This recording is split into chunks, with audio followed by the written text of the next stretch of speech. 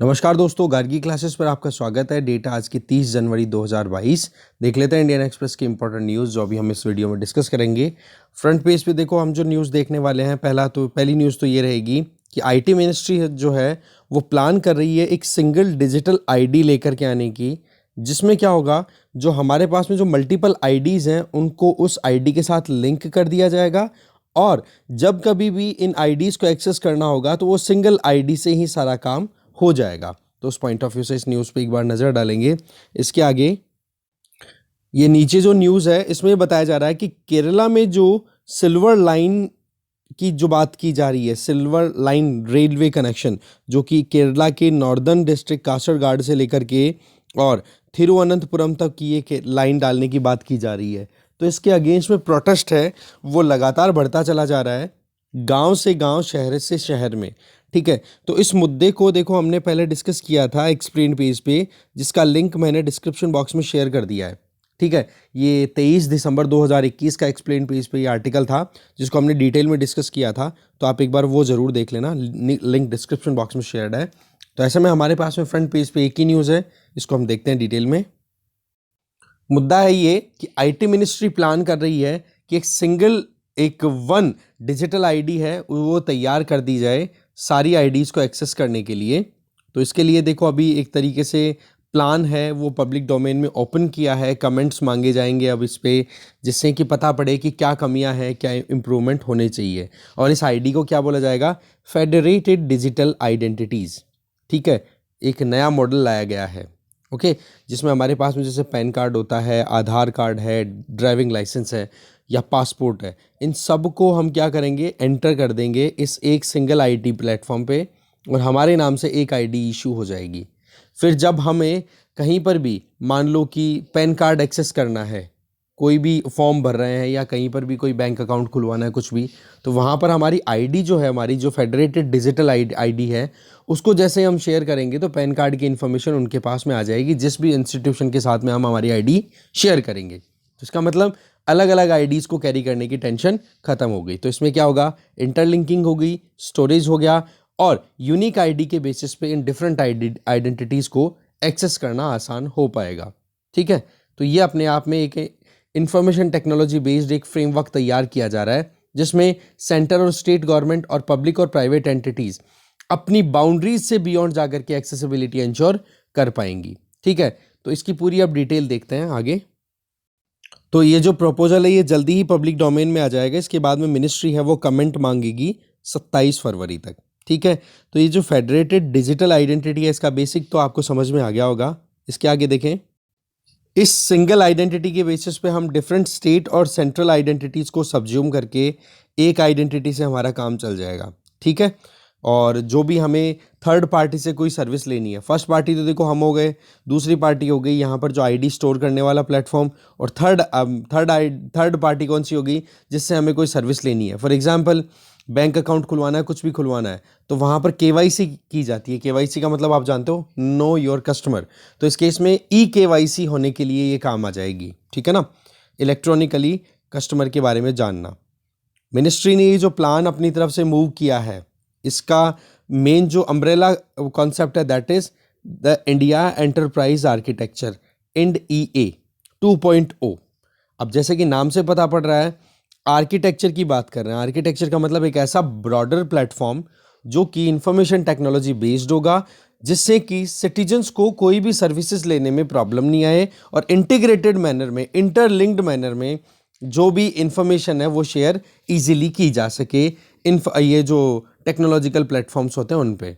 देखो वैसे तो IND-EA इसका 1.0 जो है वो पहले ही प्रपोज हो चुका है 2017 में, जिसमें मेन क्या था कि इंफॉर्मेशन टेक्नोलॉजिकल डेवलपमेंट्स इंश्योर किए जा सके, जिससे कि गवर्नमेंट के और जो बिजनेस हाउसेस के जो विजन है, जो भी टारगेट्स हैं, वो इजीली इंप्लीमेंट किए जा सके। वही बात है जी, गवर्नेंस को स्मूथ करना, ई गवर्नेंस प्रमोट करना, ये कहा जा सकता है। तो उसी लाइन में अभी इसका अपग्रेडेड वर्जन, सेकंड जो वर्जन है that is India enterprise architecture. ठीक है, IND-EA 2.0 आईटी मिनिस्ट्री के अंडर होगा। तो 2.0 वर्जन जो होगा IND-EA का, वो सिंपल सी बात है, एक ऐसा फ्रेमवर्क तैयार करना जिससे कि जो पब्लिक है और प्राइवेट सेक्टर में जो कंपनी है वो एक ऐसी आर्किटेक्चरल डिज़ाइन तैयार करेंगी जिसके बेसिस पे वो अपनी बाउंड्रीज से बाहर, दैट मीन्स अब सीधी सी बात है, कंप्यूटर आपके पास में, इंटरनेट एक्सेसिबिलिटी आपके पास में है, तो आप अपनी रेंज जितनी है उससे भी ज़्यादा एक्सेसिबिलिटी इंश्योर कर सकते हो। ठीक है, इससे क्या होगा, कस्टमर को सर्विसेज हैं वो इजीली और एफिशिएंटली और बहुत ही ब्रॉडर प्रोस्पेक्ट में प्रोवाइड की जा पाएगी, मतलब हॉलिस्टिक और इंटीग्रेटेड सर्विसेज प्रोवाइड की जा पाएंगी। फेडरेटेड डिजिटल आइडेंटिटी है, इसमें 3 मेजर आर्किटेक्चरल पैटर्न देखने को मिलेंगे। वो क्या क्या है वो देखते हैं। सबसे पहला तो इसमें डोमेन आर्किटेक्चर रहेगी। डोमेन का मतलब अलग अलग एरियाज डिवाइडेड रहेंगे, जिसमें सेंट्रल मिनिस्ट्रीज हैं या फिर या तो कोई सेंट्रल मिनिस्ट्री होगी या मिनिस्ट्रीज के अंडर में कोई मान लो डिपार्टमेंट है, तो वो क्या करेंगे, कॉन्करेंट या स्टेट सब्जेक्ट्स के ऊपर काम करेंगे। ठीक है, तो उनके लिए एक अलग से प्रोविजन रख दिया जाएगा। ठीक है, इससे क्या होगा कि इनको पैसों की ज़रूरत भी पड़ेगी तो इनको फंडिंग की अवेलेबिलिटी भी की जाएगी। और वो फंडिंग अवेलेबिलिटी कौन करेगा, अब सीधी सी बात है, सेंट्रल मिनिस्ट्री अगर काम कर रही है तो सेंट्रल गवर्नमेंट यहाँ पर फंडिंग करेगी। तो एक तो डोमेन हो गया ये। अब आ जाओ दूसरे डोमेन में। दूसरा जो पॉइंट रहेगा वो रहेगा स्टेट आर्किटेक्चर पैटर्न का। इसमें क्या होगा, स्टेट गवर्नमेंट जो है वो इंड ईए में अपने हिसाब से काम करेंगी स्टेट इश्यूज पर। ठीक है, अपने जो खुद के सिटीजन्स हो उनको ध्यान में रखते हुए। इसके बाद में थर्ड जो होगा, ये हो गया सेकंड स्टेट वाला। थर्ड होगा, थर्ड इंडिया का ये लाइट आर्किटेक्चर पैटर्न होगा। इसमें जैसे मान लो कोई छोटे डिपार्टमेंट्स हैं स्टेट गवर्नमेंट के अंडर में या सेंट्रल गवर्नमेंट के अंडर में, तो वो इस पे डील करेंगे। तो इस तरीके से एक तो हो गया क्या, सेंट्रल गवर्नमेंट का जिसमें कॉन्करेंट और स्टेट सब्जेक्ट्स पे ध्यान दिया जाएगा। दूसरा आर्किटेक्चर का जो पॉइंट हो गया, इसमें स्टेट जो गवर्नमेंट है वो काम करेगी। और तीसरा हो गया लाइट आर्किटेक्चर पैटर्न, जिसमें स्मॉलर डिपार्टमेंट्स, चाहे वो सेंट्रल गवर्नमेंट के अंडर में हो चाहे स्टेट गवर्नमेंट के अंडर हो, वो काम करेंगी। तो इस तरीके से टेक्नोलॉजी का यूज़ किया जाएगा इससे पर्टिकुलर पॉइंट में अगर हम बात करें तो ये चीज़ बताई जा रही है। बाकी ड्राफ्ट में ये बताया गया है कि इस फ्रेमवर्क में इंफॉर्मेशन टेक्नोलॉजी बेस्ड जो प्रोजेक्ट हैं उनको न्यू आर्किटेक्चर बेस्ड सही तरीके से इम्प्लीमेंट करना, interlinking, interoperability, private public integration, वो सारी चीज़ें बताई जा रही है ना। इसके अलावा ये जो प्रोजेक्ट्स हैं ये गवर्नमेंट अपनी तरफ से ओपन एप्लीकेशन प्रोग्राम करेगी, जिसमें क्या है कि सोर्स कोड जो भी होगा, मान लो कि आप एक प्लेटफॉर्म है, ठीक है, उस प्लेटफॉर्म पे आपने आईडी अपनी एंटर कर दी, जो भी आप खुद अपने हिसाब से एक्सेसिबिलिटी इंश्योर कर सकते हो, कहने का मतलब ये हो गया। ठीक है, तो ये ओपन सोर्स वाला सेगमेंट हो गया एक तरीके से। तो बाकी तो देखो अच्छे से क्लियर तब होगा जब इस चीज़ को हम अच्छे से एक्सप्लेन पेज पे और डिटेल में देखेंगे। अभी तो जस्ट ड्राफ्ट को इंडियन एक्सप्रेस ने अपने ओपिनियन के तरीके से बताया है, ठीक है ना। बाकी तो इसमें चेंजेस करके लेकर के आना, आप अपनी प्रोफाइल है उसको कैसे चेंज कर सकते हो, प्रोफाइल में कौन कौन सी आईडीज़ आप अपडेट करना चाह रहे हो, वो सारा आप पर डिपेंड करेगा, ठीक है ना। आगे चलते हैं। अगली जो न्यूज़ है वो देखो इंडिया और ओमान रिलेशन से रिलेटेड है। देखो हमें ओमान की तरफ से अप्रूवल मिल गया है कि हम हमारे डिफेंस हमारी जो एक तरीके से नेवी है उसकी डिप्लॉयमेंट और उसकी एक्सेसिबिलिटी ओमान के इस पोर्ट पे, कौन सा, दक्कम पोर्ट है यहाँ पर। इस मैप को आप थोड़ा ध्यान से देख लें तो ठीक रहेगा। ये अरेबियन सी हो गया, ये पर्शियन गल्फ हो गई, ये स्ट्रेट ऑफ हॉर्मज हो गई, ठीक है। और यहाँ पर ये है ओमान, ओमान की कैपिटल है मस्कट, यहाँ पर लोकेटेड है। और ओमान अपनी बॉर्डर शेयर करता है यूएई के साथ में, सऊदी अरब और इधर यमन, ठीक है ना। और इधर अरेबियन सी है ही, अरेबियन सी क्रॉस करते हैं इधर, फिर बाद में आपको पता है इंडिया आ जाता है। तो ऐसे में आप देख सकते हो कि ओमान के साथ में हमारे रिलेशंस पिछले सालों में बहुत ही अच्छे रहे हैं। और गल्फ़ कंट्रीज़ में इकलौता ओमान ही ऐसा कंट्री है जिसमें हम जो हमारी तीनों सर्विसेज हैं, कौन सी, आर्मी, एयरफोर्स और नेवी, तीनों की बायलैटरल जो एक्सरसाइजेज हैं वो रेगुलर बेसिस पे होती हैं। ये अपने आप में बहुत इंपॉर्टेंट है। देखो हमने बहुत बार डिस्कस किया है कि चाइना जो है वो लगातार इंडियन ओशियन में अपनी पकड़ बनाने के लिए एफर्ट्स लगा रहा है।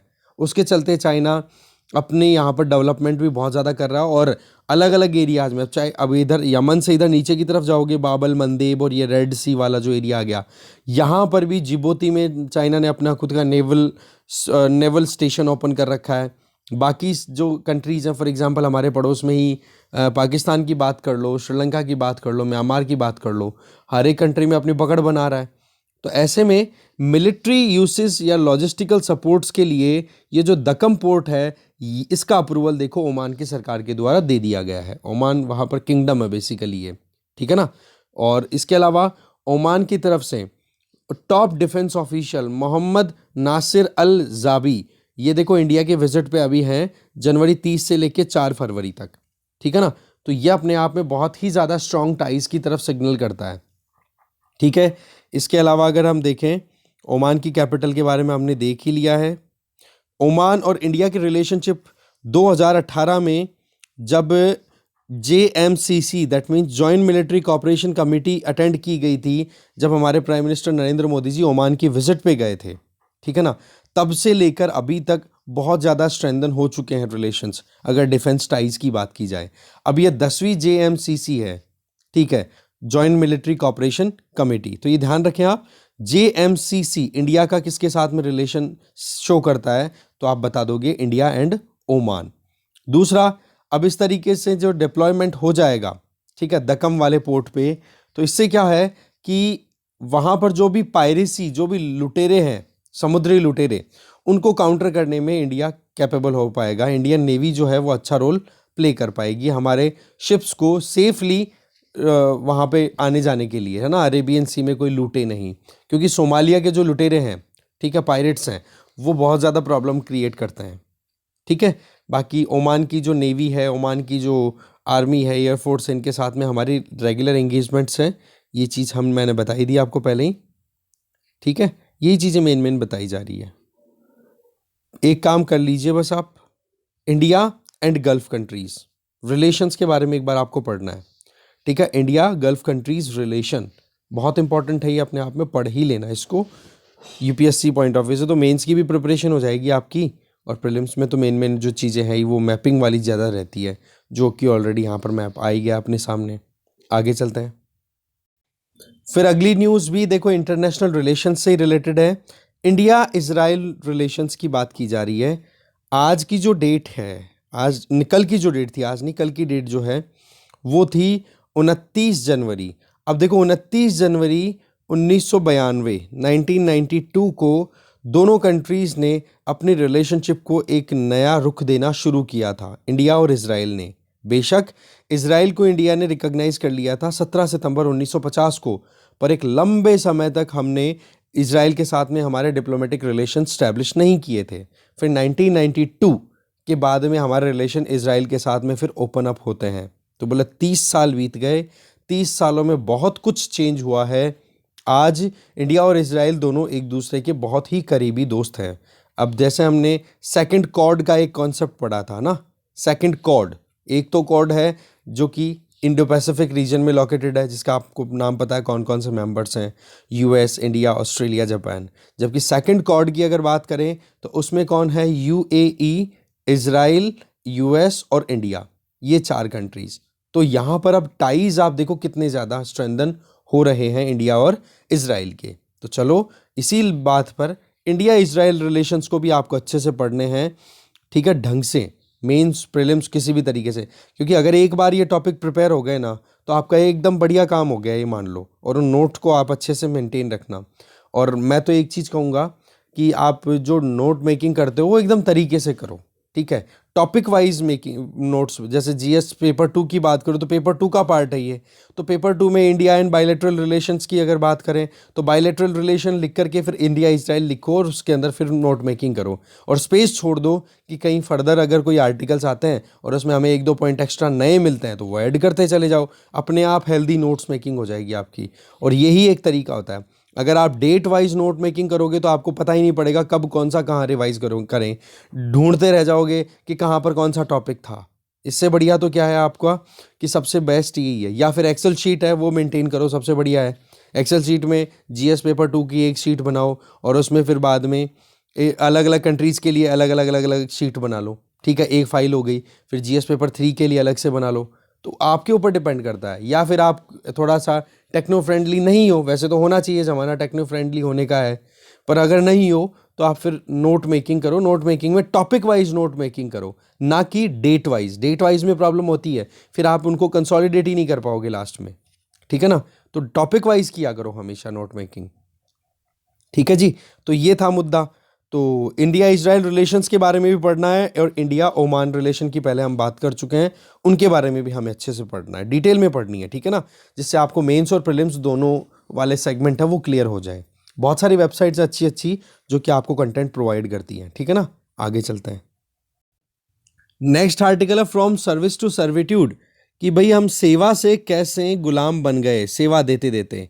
ये आर्टिकल है आईएएस आईपीएस ऑफिसर्स के लिए। बेसिकली हम बात करें तो रिसेंट जो सेंट्रल गवर्नमेंट के द्वारा जो सेंट्रल ये आईएएस इंडियन सिविल सर्विसेज की जो लिए जो रूल्स हैं 1954 के, उसमें जो चेंजेस किए गए हैं उस पर ये आर्टिकल है। वैसे इस मुद्दे को हमने पूरा डिटेल में देख लिया है, पर एक बार यहाँ पर हम पी चिदम्बरम जी के आइडियाज़ भी ओपिनियन भी लेते हैं।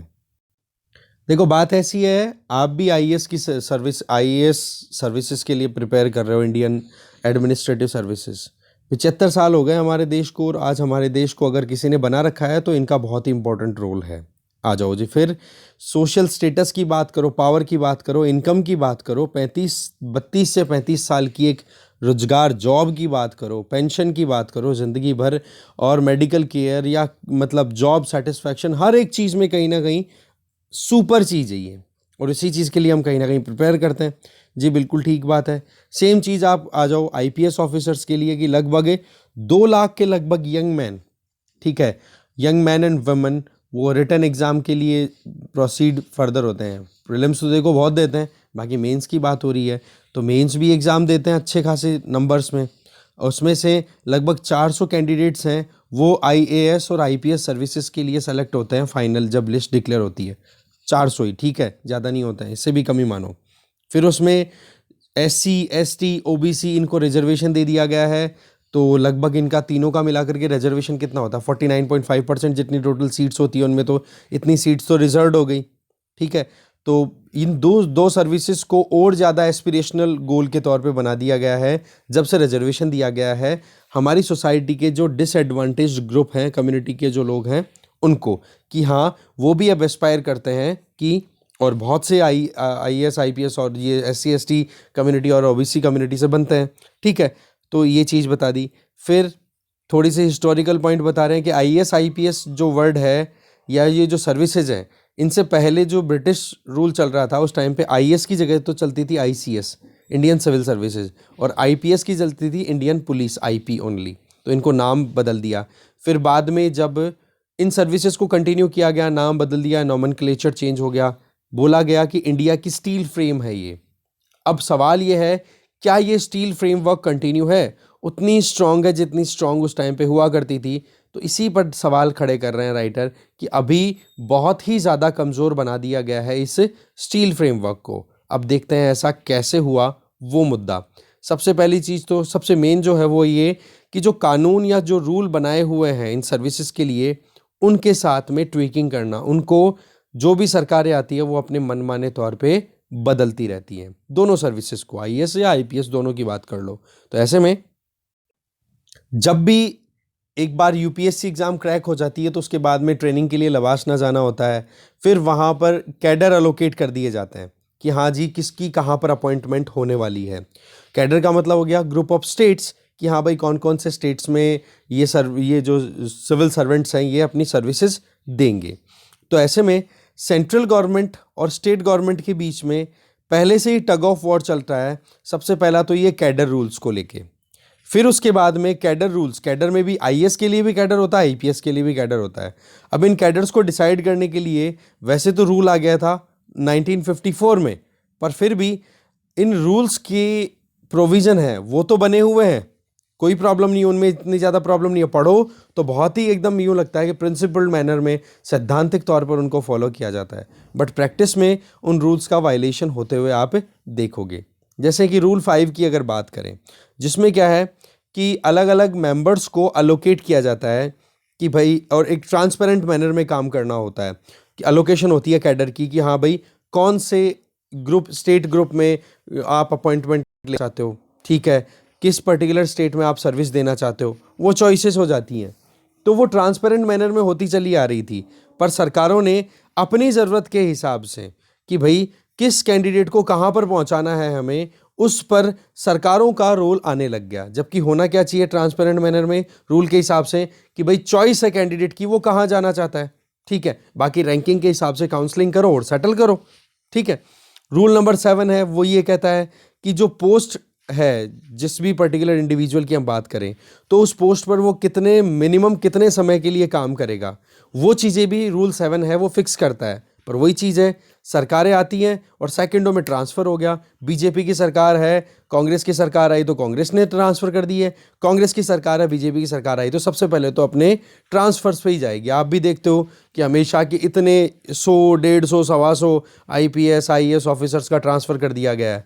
तो बोले ये चीज़ें क्या करती हैं, ये इरेशनल हैं, ये जो चेंजेस आते हैं ये कहीं ना कहीं एक डिमोटिवेशन का काम करते हैं ऑफिसर्स में। फिर रूल नंबर 8, 9 की बात कर लो, इसमें एक्स कैडर पोस्ट की, अब देखो एक तो कैडर पोस्ट हो गई जिसमें प्रॉपर IAS IPS ऑफिसर्स होते हैं, उनका अपॉइंटमेंट होता है, उनको स्टेट अलोकेट किए जाते हैं कि हाँ कौन कौन से स्टेट्स में वो अपनी सर्विसेज दे सकते हैं। और इसके अलावा एक एक्स्ट्रा प्रोविज़न भी दिया हुआ है कैडर रूल 1954 में, जिसको बोले रूल 8 एंड रूल 9, जिसमें एक्स्ट्रा एक्स कैडर का मतलब क्या हो गया कि अगर राज्य सरकार को ज़रूरत हो या सरकारों को ये महसूस हो कि भाई काम करवाने के लिए अभी हमारे पास में अवेलेबल जो कैडर है या फिर जो भी सर्वेंट्स हैं उनके नंबर्स कम हैं, तो हमें थोड़ा सा डाइवर्सिफिकेशन की ज़रूरत है, तो वो एडिशनल पोस्ट क्रिएट कर सकते हैं, पर वो टेम्परेरी बेसिस पे होता है। बट राइटर यहाँ पे क्या बोलना चाह रहे हैं कि टेम्परेरी ना होकर के ये रूटीन बन गया है बाईपास करने का, कि अपने चहेते जो भी गवर्नमेंट सर्वेंट्स हैं उनको सिविल सर्वेंट के साइड में रास्ता निकाल करके उनको अपॉइंट करवा लेना।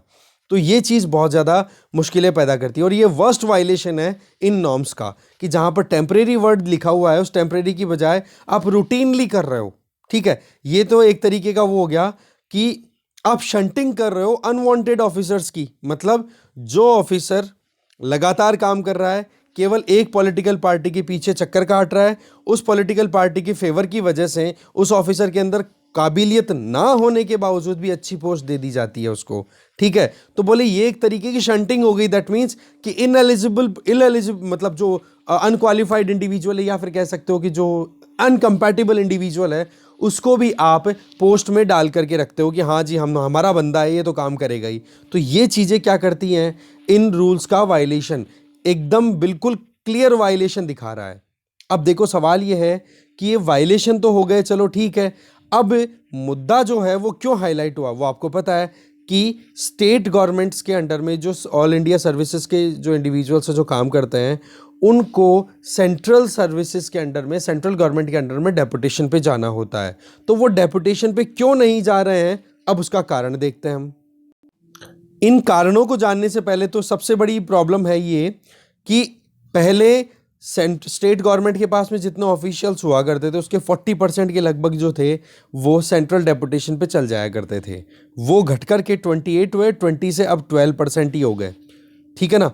तो ऐसे में मतलब सेंट्रल गवर्नमेंट ने 40% के लिए बोला, हाँ बिल्कुल, अब करेक्ट कर लो, सेंट्रल गवर्नमेंट ने अभी जो अमेंडमेंट किए हैं उसमें ये कहा है कि स्टेट गवर्नमेंट के अंडर में जितने सिविल सर्वेंट्स काम कर रहे हैं IAS ऑफिसर, उसके 40% है वो कहाँ पर जाएंगे, सेंट्रल गवर्नमेंट के अंडर में।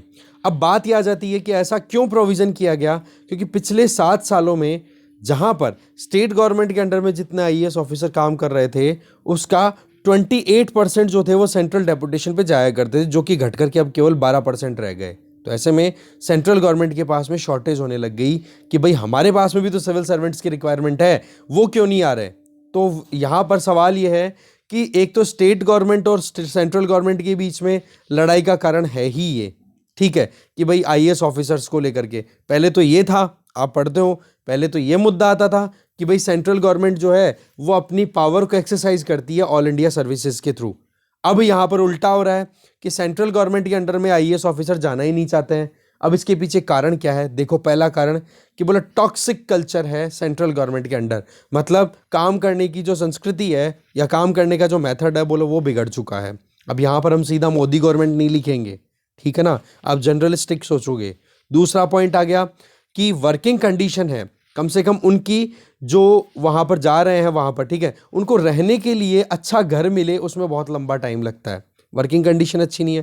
थर्डली, सेंट्रलाइजेशन इतना ज़्यादा हो गया है कि मिनिस्ट्रीज है ना, वहाँ पर अगर कोई बंदा जाकर के काम करे आईएएस ऑफिसर, तो उसको यूँ लगता है कि जो प्राइम मिनिस्टर ऑफिस में काम कर रहे हैं ना, उनके अंडर में हमें काम करना है। दैट मीन्स वो सबऑर्डिनेट वाली फीलिंग आती है।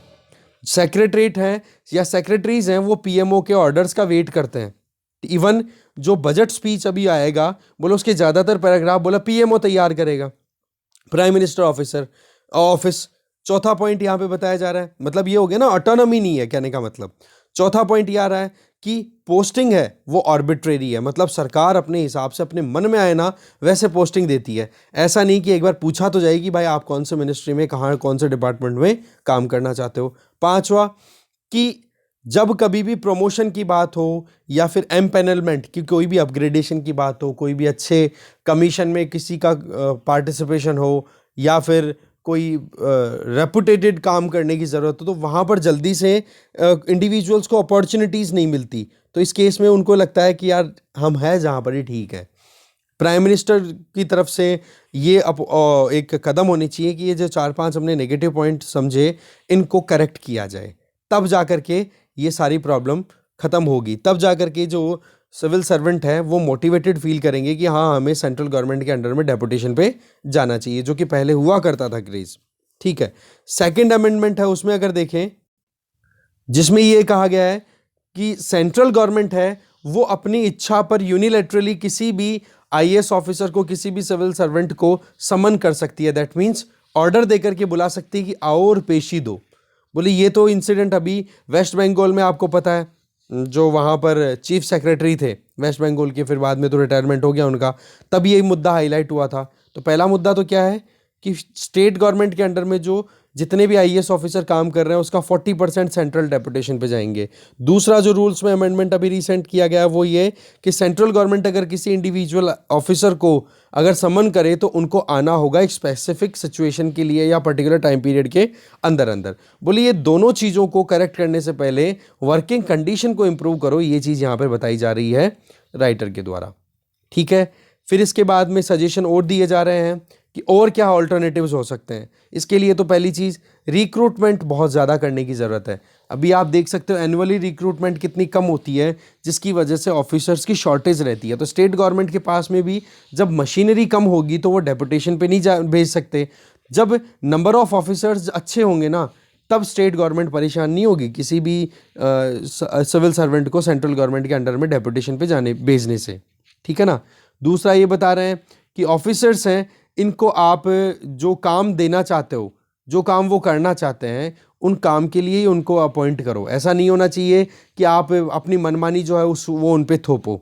ठीक है, एक कोऑपरेटिव फेडरलिज्म का आइडिया ज़्यादा होना चाहिए। बोले जबकि उल्टा हो रहा है, अभी कॉन्फ्रंटेशनल फेडरलिज्म देखने को मिल रहा है, जहाँ पर स्टेट और सेंट्रल गवर्नमेंट एक दूसरे की टांग खींचने पे लगी हुई है। ठीक है, बाकी तो यही चीज़ें बताई जा रही हैं।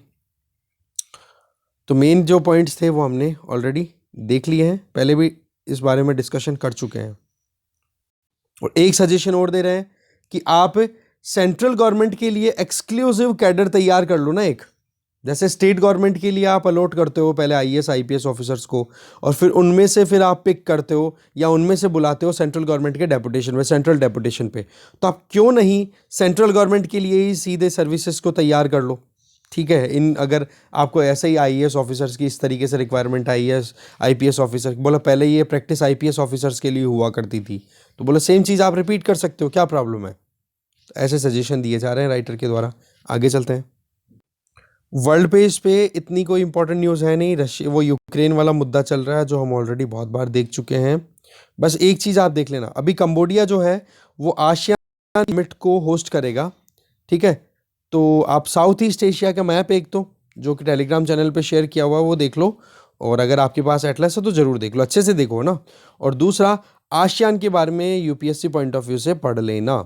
ठीक है, आसियान अब मुद्दा क्या है इसमें मीटिंग का, देखो म्यांमार में जो मिलिट्री टेक ओवर है उसको 1 साल हो गया लगभग। ठीक है ना, फरवरी में ही किया था, फरवरी आ गया आपके सामने ही है। ठीक है, तो इस केस में अब उसी को रिमाइंड किया जा रहा है, उसी के ऊपर पॉइंट पर बातचीत होगी। आसियान का मेंबर ही है म्यांमार, और बिम्स्टेक का मेंबर भी है, बिम्स्टेक में इंडिया भी है। ओके, तो ये ज़रूर देख लोगे आप आसियान को यूपीएससी पॉइंट ऑफ व्यू से। और आसियान या साउथ ईस्ट एशियन कंट्रीज़ का जो मैप है वो भी अच्छे से देख लेना। एटलस अगर आपके पास है दैट्स गुड, नहीं है गूगल कर लो। फिर भी और देखना चाहो तो टेलीग्राम चैनल पे मेरा शेयर किया हुआ है, ज्वाइन कर लो, लिंक डिस्क्रिप्शन बॉक्स में शेयर है टेलीग्राम चैनल का। ओके, आगे चलते हैं। इकोनॉमी पेज पे देखिए तो फॉरेन एक्सचेंज रिजर्व है वो $678 मिलियन रिड्यूस हो गया, है ना। इसके पीछे आपको पता है फॉरेन करेंसी एसेट्स हैं वो डाउन हो रहे हैं। देखो सीधी सी बात है, लोग पैसा निकाल के लेके जा रहे हैं। मार्केट की सिचुएशन हमने देख ली, यूएसए में भी इंटरेस्ट रेट राइज करने की बात की जा रही है। तो फिलहाल जनवरी का जो अभी वीकेंड अभी रिसेंट जो चल रहा है गया है, तब हमारे पास में कितना फॉरेक्स है, $634.287 बिलियन की इक्वलेंट। बैड बैंक की जो चीज़ें हैं वो हम ऑलरेडी डिस्कस कर चुके हैं, तो ज़्यादा माथा नहीं मारेंगे यहाँ पे। इसके अलावा एसबीआई ने अभी रिसेंटली एक सर्कुलर रिलीज किया था कि जो भी प्रेग्नेंट लेडी हैं, प्रेग्नेंट वुमेन है एम्प्लॉई, उनको हायर करने से पहले एसबीआई चेक करेगा कि भाई प्रेगनेंसी 3 महीने से कम की है या 3 महीने से ज़्यादा की है। तो इसमें क्या कहा गया था कि एक लेडी जो कि प्रेग्नेंट है उसको एसबीआई अनफिट मानेगा अगर प्रेगनेंसी 4 महीने से ज़्यादा की है। तो बोला फिर 3 महीने से अगर ज़्यादा की प्रेगनेंसी है तो जब बच्चा डिलीवर हो जाए, पैदा हो जाए, उसके 4 महीने के अंदर अंदर एसबीआई उनको बुला लेगा जॉब पे। तो इस चीज़ को लेकर के एसबीआई पे बहुत सारे अटैक हुए, तब जा कर के ये सर्कुलर रिपील कर लिया। बोले ठीक है, हम सबको रिक्रूट करने के लिए रेडी है। बोले इस तरीके की कंजर्वेटिव अप्रोच रखोगे आप कि प्रेगनेंसी को लेकर के, ये तो इस तरीके से आपने इस तरीके के सर्कुलर नॉर्म्स निकाल करके जो बायोलॉजिकल इश्यूज़ हैं उनको आपने कल्चरल इश्यूज़ या फिर जो हमारी सोसाइटी का जो पॉइंट है उसमें ऐड कर दिया, तो ये तो मुश्किलें पैदा कर देगा।